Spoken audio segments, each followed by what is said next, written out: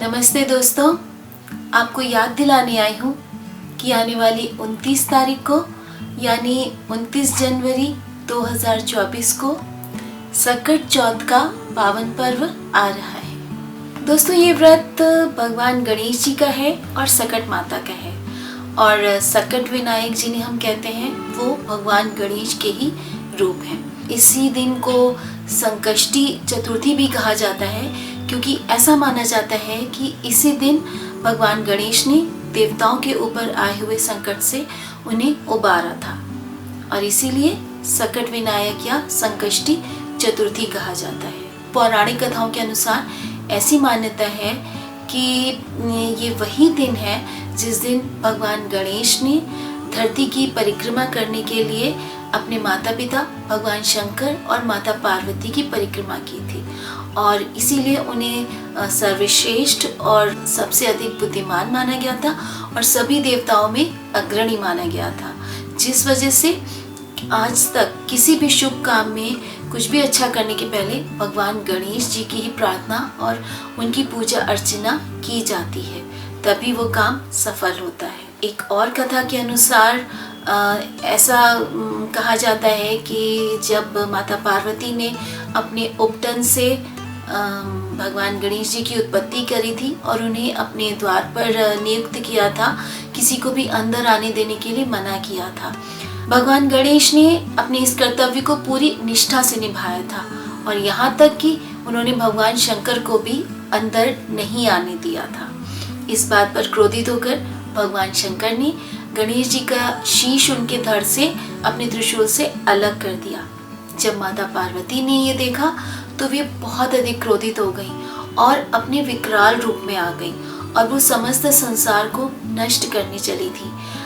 तो ये देखकर सभी देवता बहुत अधिक डर गए और उन्होंने भगवान शंकर से प्रार्थना की। तब माता पार्वती ने कहा कि जब गणेश जी जीवित हो जाएंगे और तभी मैं अपने स्वरूप को निर्मल करूंगी और शांत होंगी। ये सुनकर भगवान शंकर ने एक हाथी का गज का शीश ला करके भगवान गणेश के धड़ पर लगा दिया और इस तरह से भगवान गणेश की उत्पत्ति हुई गज के शीश के साथ, जिस वजह से उन्हें गजानन भी कहा जाता है। ये सकट चौथ का ही दिन माना जाता है। दोस्तों, इस दिन तिल और गुड़ के बकरे बना करके उन बकरों की बलि देने की भी प्रथा है। इसके पीछे की पौराणिक कथा ये है कि परिवार के ऊपर कोई संकट ना आए, सभी महिलाएं अपनी संतान की सुख समृद्धि की कामना करती हैं। इस वजह से पुराने ज़माने में बकरे की बलि देने का रिवाज था, पर अब ये प्रथा बंद हो गई है और ऐसा माना जाता है कि गणेश भगवान को तिल, गुड़, लड्डू, मोदक ये सब चीज़ें बहुत प्रिय हैं। तो असली बकरे के स्थान पर अब तिल और गुड़ का बकरा बनाकर उसकी बलि देने की प्रथा आरंभ हो गई है और इस बकरे की बलि देने के लिए तलवार की जगह दूब का यानी हरी घास का प्रयोग किया जाता है, क्योंकि घास के जो एजेस होती हैं वो बहुत शार्प होती हैं। तो इस वजह से उस धार को इस्तेमाल करने के लिए तिल के बकरे का शीश इस दूब से बेटा काटता है और उस पे चढ़ा हुआ रुपया वो बेटा ले लेता है। सकट चौथ का व्रत ऐसा है जिसे महिलाएं अपनी संतान की, अपने बच्चों की सुख समृद्धि, अच्छे स्वास्थ्य और मंगल कामना करने के लिए रखती हैं। उनके ऊपर आने वाले हर संकट को दूर करती हैं। कहा जाता है कि सकट चौथ के दिन गणेश भगवान की पूजा करने से सभी कष्टों का अंत होता है और संतान की लंबी उम्र और खुशहाली आती है और उनके जीवन में आने वाली सभी समस्याओं का अंत होता है। पूजा के बाद चंद्रमा को अर्घ्य दिया जाता है और चंद्रमा मन के कारक हैं और औषधियों के स्वामी हैं। तो इस दिन चंद्रमा को चांदी के बर्तन से अर्घ्य देने से मन में शीतलता बढ़ती है, नकारात्मक विचार दूर होते हैं और संतान को दीर्घायु और निरोगी होने का चंद्रमा से आशीर्वाद मिलता है। आइए नानी माँ की पुस्तक पर्व पूजन में देख लेते हैं कि इसके विषय में क्या लिखा है और इसमें कहने वाली कथाएं कौन कौन सी हैं। यह व्रत माघ कृष्ण पक्ष की चौथ को किया जाता है। पुत्रवती माताएं पुत्र तथा पति की सुख समृद्धि एवं उन्हें चिरंजीवी रखने की कामना से यह व्रत करती हैं। यह व्रत निराहार रखा जाता है तथा सायंकाल चंद्रमा के उदय होने पर विद्या बुद्धि वारिधि गणेश जी तथा चंद्रमा की पूजा करनी चाहिए। नैवेद्य सामग्री तिल, ईख, गंजी, गुड़, घी से चंद्रमा तथा गणेश जी का भोग लगाया जाता है। काले तिल को धोकर साफ सुखाकर बकरे बनाए जाते हैं। उस बकरे को बेटा हरी धूप से काटता है। तिल के लड्डू भुने हुए बाजरे ज्वार के लड्डू बनाए जाते हैं। लकड़ी के पीढ़े पर सकट बाबा का चित्र देशी घी से बनाया जाता है। उस पर सकट बाबा के 4 पुतले बनते हैं। पीढ़े पर शकरकंदी सुपारी रखकर पूजा की जाती है। घी व तेल का चिराग जलाया जाता है। उसमें 4 बत्तियां जलाई जाती हैं। जितने बेटे होते हैं उतनी सकट बाबा की सुपारी पीढ़े पर रखी जाती है। कहीं कहीं पर चावल की आंसें बनाकर भी पूजा की जाती है। पूजा में जल, अक्षत, काला तिल, सिंदूर लगाया जाता है। नमक नहीं खाया जाता है। पूजा के समय कथा कही जाती है और तिल चावल का अक्षत चढ़ा दिया जाता है। घी गुड़ से अगियारी दी जाती है। पूजा के बाद बेटा तिल से बनाया गया बकरा काटता है और उस पर चढ़ा हुआ रुपया ले लेता है। 4 बत्तियों को आपस में मिलाकर एक बत्ती जलने दी जाती है। पूजा के बाद सुहाग ले लिया जाता है तथा सब पूज्य जनों के चरण स्पर्श कर आशीर्वाद लिया जाता है। सकट की कथा 1। सकट का दिन था। एक निर्धन ब्राह्मणी को बहू की विदा करानी थी और लड़की को विदा करना था। घर में कुछ इंतजाम नहीं था। ब्राह्मणी ब्राह्मण से बोली कि साहूकार के घर चोरी करने जाऊं। ब्राह्मण साहूकार के घर चोरी करने गया तो सोचने लगा कि गुड़ छूता हूँ तो दोष होता है, मैदा घी कुछ छूता हूँ तो दोष लगता है। वह यह सोच ही रहा था कि इतने में एक सांप साहूकार के लड़के की चारपाई पर चढ़ने लगा। ब्राह्मण ने उसे देखा तो झटपट सांप को मारकर नांद के नीचे औंधा दिया। शोरगुल से साहूकारिन जाग गई और चिल्लाई कि देखो भंडारे में चोर घुसा है, उसे पकड़ा। तब ब्राह्मण बोला कि ना मैं चोर हूँ और ना बटमार हूँ, हम गरीब ब्राह्मण हैं। सकट का दिन है, बहू को विदा कराने जाना है और बेटी की विदा करनी है। कोई इंतजाम नहीं था तो ब्राह्मणी ने कहा कि साहूकार के घर चोरी करने जाओ।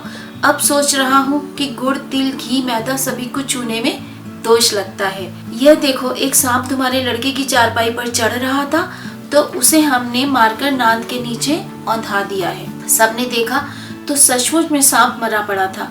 साहूकारिन बहुत खुश हुई। उसने कहा कि तुम चलो, हम सारा सामान भिजवाते हैं। गाड़ी भरकर घी, गुड़, तिल, मैदा सब सामान भेज दिया। साहूकारिन ने खूब धूमधाम से पूजा की।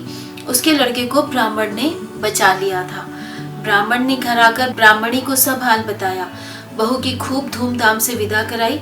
बेटी को भी खूब धूमधाम से विदा किया। ब्राह्मणी ने भी अच्छे से सकट बाबा की पूजा की। जैसे उनके दिन बहुरे वैसे सबके दिन बहुरे। सकट की कथा 2। एक देवरानी जेठानी थी। देवरानी के पास बड़ी दुनिया दौलत थी। जेठानी देवरानी के घर काम करने जाती थी। देवरानी उसको 1.25 सेर कोंदो देती थी जिसमें उसका गुजारा होता था। सकट का दिन आया। उस दिन देवरानी के घर में तमाम लोग काम करने आए, अतः जेठानी को वापस लौटा दिया। उसे कोंदो भी नहीं दिए। जेठानी ने गोबर बथुआ की पेड़ी बनाकर पूजा कर ली। रात में सकट बाबा का सिंहासन डोला। सोने का डंडा हाथ में लिए, सोने की खड़ाऊ पहने। बोले ब्राह्मणी दरवाजा खोलो। ब्राह्मणी बोली महाराज टाट के पर्दे लगे हैं, खोल लो और अंदर चले आओ। सकट बाबा बोले ब्राह्मणी मैं तो भूखा हूँ, कुछ खाऊंगा। ब्राह्मणी बोली महाराज रोज देवरानी के घर काम करने जाती थी तो 1.25 सेर कोंदो मिल जाता था। आज उनके घर और लोग काम करने वाले आ गए, काम भी नहीं कराया और कोंदो भी नहीं दिए। गोबर बथुआ की पेड़ियां बनाकर पूजा की है, सो आप ले लो। सकट बाबा ने पेड़ियां खाई और कहा अब हम गंदा करेंगे। वह बोली महाराज जहाँ चाहो गंदा कर लो, देवरानी की सेवा करते हैं, तुम्हारी भी कर लूंगी। सकट बाबा ने सारे घर में गंदगी की। बोले तुम्हारे कपारे में भी करूंगा। वह बोली महाराज कर लो। ऐसा कहकर सकट बाबा चले गए। सुबह सोकर जब ब्राह्मणी उठी तो उसने देखा कि सारे घर में सोना ही सोना बिखरा पड़ा था। फिर क्या था, वह बड़ी अमीर हो गई। उसका ऊंचा महल बन गया। नौकर चाकर काम करने लगे। देवरानी ने पकड़ बुलाया और कहा, मैंने तो पूत का व्रत किया है, काम करने क्यों नहीं आई हो? नौकरों ने आकर बताया कि तुम्हारे जैसी तो उनके नौकरानी लगी है। जेठानी ने आकर सारा हाल बताया। अगले साल सकट आने पर देवरानी ने उसी तरह गुड़ घी सब ताय दिया और गोबर बथुआ की पेड़ियां बनाकर पूजा की। रात में सकट बाबा के आने पर वही सब हाल किया। सकट बाबा ने सारे घर में गंदगी की। रात में उसकी सास ननद ने कहा कि बदबू आ रही है। वो बोली कि सुबह सब सोना हो जाएगा। सुबह सारे घर में गुहा मची थी। जेठानी को पकड़ बुलाया तो वह बोली कि मैंने तो सच में किया था, तुमने तो होत साँच किया। देवी देवता तो सब देखते हैं। देवरानी ने अपने 1.25 मन सोने की बेड़ी डाली और जेठानी के 1.25 मन लोहे की और कहा कि हम दोनों की बेड़ी कट जाए तो हम माने। जेठानी ने सकट बाबा की पूजा की और प्रार्थना की और कहा कि महाराज क्षमा करो। तब 1 गुण गाड़ और अब 100 गुण गाड़। दोनों की बेड़ियां कट गई और खूब धूमधाम से सकट बाबा की पूजा की। जैसे उनके दिन बहुरे वैसे सबके दिन बहुरे। सकट की कथा 3। एक राजा के देश की ऐसी रीति थी कि किसी लड़के को पकड़कर आंबा में लगा देते थे। छठे माह खोलते तब उससे सारे बर्तन पकते थे। एक ब्राह्मणी का अकेला बेटा था। सकट का दिन था। वह पूजा की तैयारी करती जाती और रोती जाती।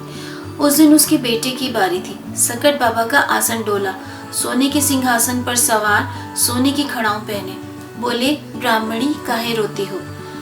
बहुत पूछने पर उसने कहा कि क्या करूं महाराज, इस देश की ऐसी रीति है कि लड़के को पकड़कर आंबा में लगा देते हैं, तब कुम्हार के बर्तन पकते हैं। आज हमारे लड़के को पकड़कर ले जाएंगे, इसीलिए रो रही हूँ। सकट बाबा ने कहा कि तुम हमें भोजन कराओ, तुम्हारा लड़का बच जाएगा।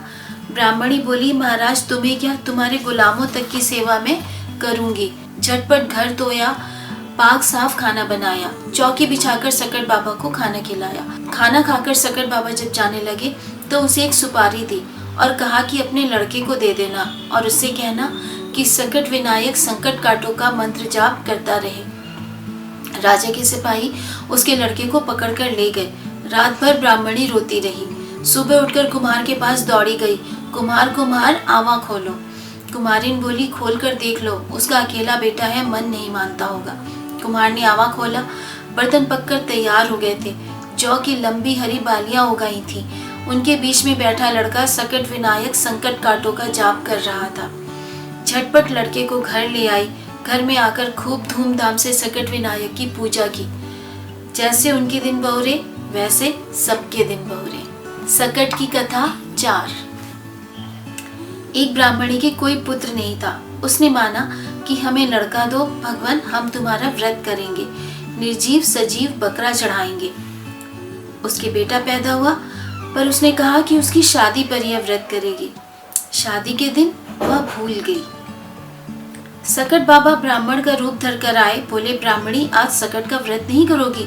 वो बोली, मैं ना जानू सकट ना अकट, मोरे पूत की लगन लगी है। बहुरी चबाती जा रही हूँ और धान कूटती जा रही हूँ। सकट बाबा रुष्ट हो गए। बारात विदा हो गई। 6 भावरें पड़ गई। 7वीं भावर में सकट बाबा मंडप फाड़ के दूल्हा को ले गए। उसे 7 समुद्र टापू के बीच में रखा। सारी बारात रो पीट कर वापस आ गई। उधर लड़की अपनी सखियों के साथ पानी भरने जाती। तब एक लड़का कंकन मोर बांधे निकल आता, उसके 6 घड़े लुढ़का देता। तब 7वां भरती, तब पानी लेकर घर आती। लड़का कहता, माता का नाम पिता का नाम मोर अदबी आही, कहाँ जात हो? घर आने में उसे रोज देर होती। एक दिन भाभी ने पूछा कि सब सखी पानी लेकर जल्दी आ जाती हैं, तुम काहे देर लगाती हो? जब बहुत पूछा तो उसने सारी बात बता दी। भाभी ने कहा कि भैया को ले जाओ और उससे पूछो कि वह कौन है, क्यों ऐसा करता है। दूसरे दिन लड़की ने उसे पकड़ा और उससे पूछा। वह बोला, छोड़ो पापिन। भैया ने भी उसे पकड़कर उससे पूछा। तब वह बोला कि हमारा तुम्हारे साथ ब्याह हो रहा था। हमारी माँ ने सकट देव का व्रत नहीं माना था, वह नहीं किया। सकट बाबा हमें यहाँ ले आए हैं। लड़की ने कहा कि अब पूजा करें तो हमें मिलोगे? वह बोला हाँ। घर आकर उसने मनाया कि सकट का दिन आए। गाड़ी भरकर तिल गुड़ मैदा सब सामान लेकर लड़की को विदा किया और कहा कि अपनी सास से पूजा करवाओ। माता पिता दोनों रोते रोते अंधी अंधा हो गए थे।